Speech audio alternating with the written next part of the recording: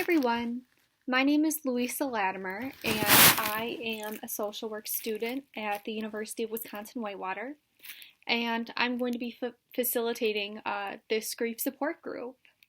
I'm really happy to be here with you all. It's very exciting to meet you. Before we get started, a little bit about this group. I first should go over confidentiality. Basically, what is said in this group will stay here, with a few exceptions. Some exceptions would be if I suspect that someone is a threat to harm themselves or others, if I suspect of child or elder abuse, or if I would be subpoenaed by a court to do so, to release any records or anything. Other than that, this is totally confidential. I really want you guys to be able to open up and feel like this is a safe and comfortable space for you guys to talk freely. So to do that, we should all be respectful towards one another, let each other talk freely, and share what they're going through. So to start out, I would like everyone to introduce themselves, maybe say where they're from, and why they think they've joined this group. Do you want to start, Dee?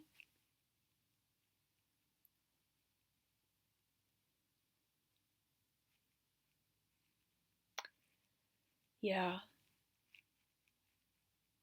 So it sounds like you guys are all here for the loss of your guys' significant others, and with that, personally, I would like to say I am so sorry. I offer, my deepest condolences.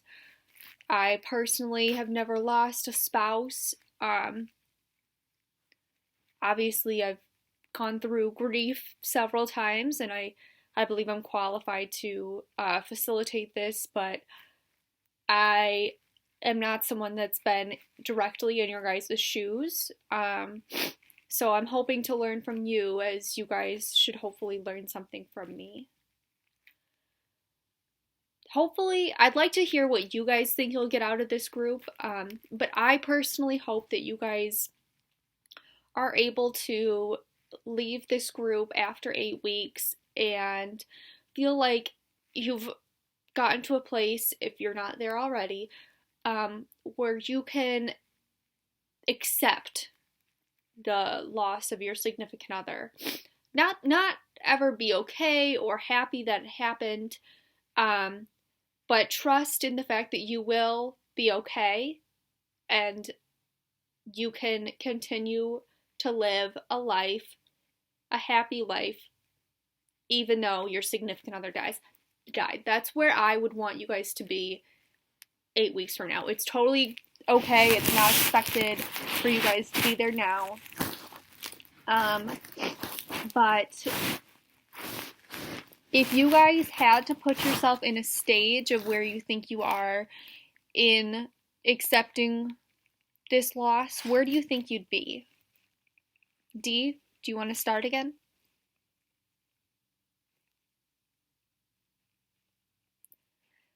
Wow. So I'm hearing that from you, Dee, that even though you lost your husband a year ago, you felt like you haven't been able to move on, or you just don't even want to accept that something horrible happened. And I'm so sorry. And honestly, Dee, you should cut yourself some slack, because your partner died only a year ago, like, it has not been that long. Be patient with yourself. Okay, Bob, would you like to share?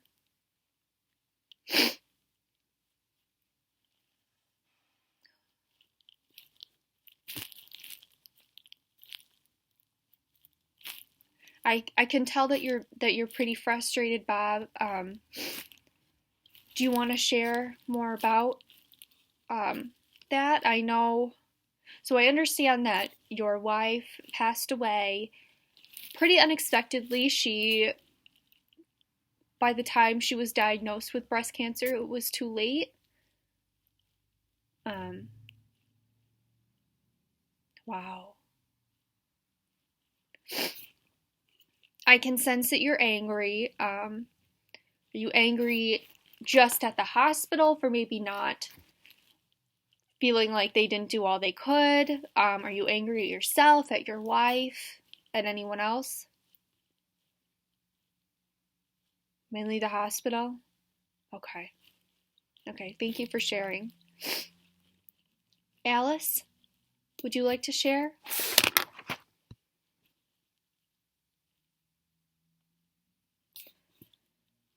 So Alice, you were the primary caregiver to your husband who died of ALS. I give you props. You know, being the primary caregiver for someone who is terminally ill must be beyond frustrating and exhausting and heartbreaking.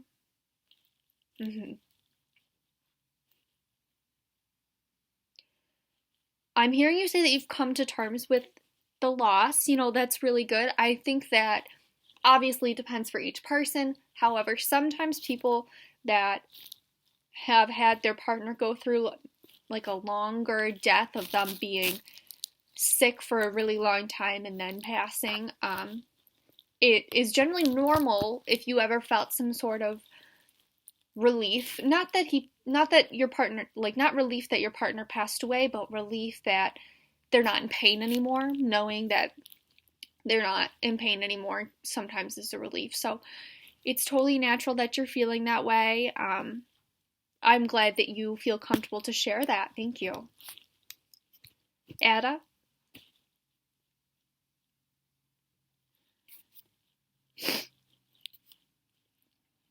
It sounds like, Ada, you are feeling really lost and confused. Do I have that correct? Yeah. Obviously, when you are living in a family system that's been the same for 40 years, and then all of a sudden that changes, and you've never lived another way, you know, obviously you're not going to know what to expect or how to deal with life because you've never lived that way before. You're suddenly going to have to learn how to live more independently because you don't have your husband anymore. Hopefully this group can help you out with that. I really think we can. Okay, and last but not least, Ray, do you want to share? Thank you.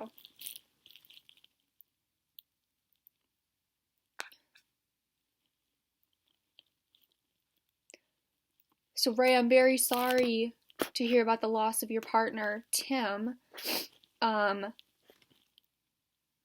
Obviously, that would be heartbreaking to go through for anyone, but to not even be there when your partner passed seems unmanageable to me. I also get the sense that you are feeling angry are you feeling angry at the government for not allowing that kind of relationship, like for you to be at the hospital because you weren't legally married at the time? Or are you upset at the hospital? You know, are you able to pinpoint exactly what you're mad at? Yeah. The government, the hospital. Got it. And that's understandable too. I totally agree. I can't imagine how frustrating that would be, you know, to have your partner and not be able to be there for them in their time of need. All right. Well, thank you all for sharing. Obviously, we're going to start by diving deeper into what this group is going to look like through the agenda. But honestly, I'm very thankful that you guys shared why you guys are here and where you're sort of at in this grief process. Something that I'd like to introduce to us are some self-logs. I call them self-logs. You can call them journaling, diary, you know, whatever. But you're going to get them, and I'd like you to take notes each week about where your thoughts, your feelings, anytime you think about your partner, how your day is going in regards to this new normal that you guys are in.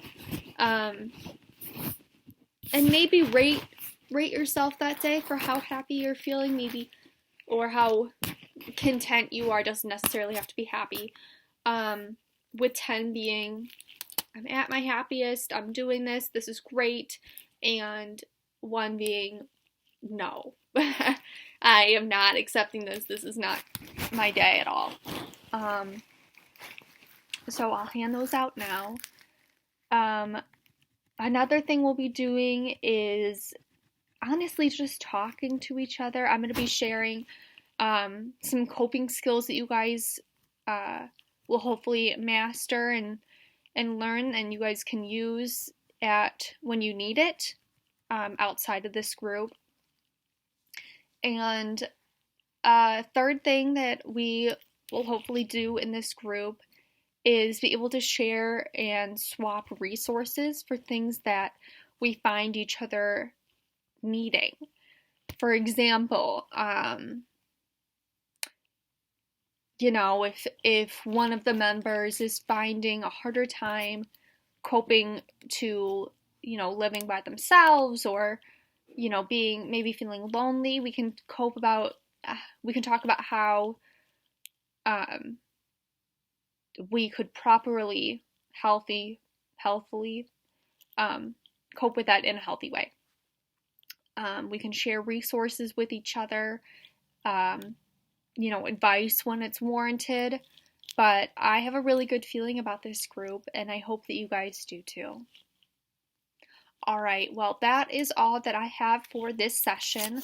I want you guys next week to have written down a couple entries in these self-logs. It's up to you if you guys want to share them, or you guys can share part of it and leave some of it just for yourself. That's totally okay. I don't want to push anyone to not share what they're not comfortable with. But again, I want you guys to feel like this is a safe space where you guys can open up and not feel judged in any way. All right. Thank you guys for coming. I will see you guys next week. All right. Bye-bye.